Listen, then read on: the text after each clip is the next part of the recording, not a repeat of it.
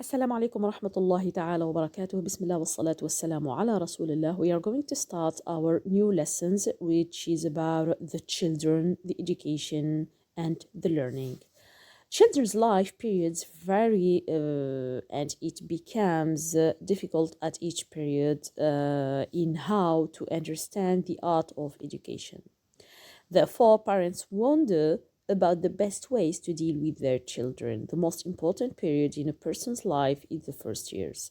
The child feels himself through your treatment of him. If you make him feel good and make him feel your love, he will have the idea that he is a good person.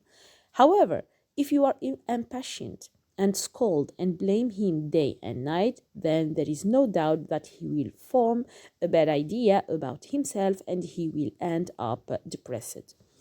Frustration, rebellion, and disobedience.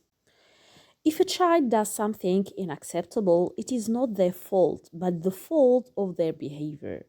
Gentleness and firmness are two weapons that go hand in hand.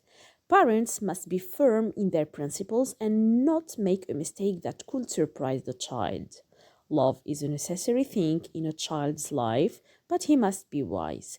This does not mean that the child takes on the role of controller. The messenger loved his companions, but he assigned them tasks, and education is due diligence. But let's not forget that God's destiny exists. You may not succeed, so do not disappear and struggle, for we are responsible before God. One of the greatest blessings that God has given us is the blessing of children. They are an adornment of life and they are a trust at the same time.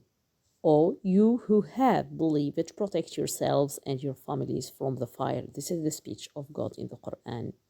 And the Prophet ﷺ said, each of you is responsible like a shepherd, and each of you is responsible for his flock. Negligence in them and in their rights is deception and betrayal.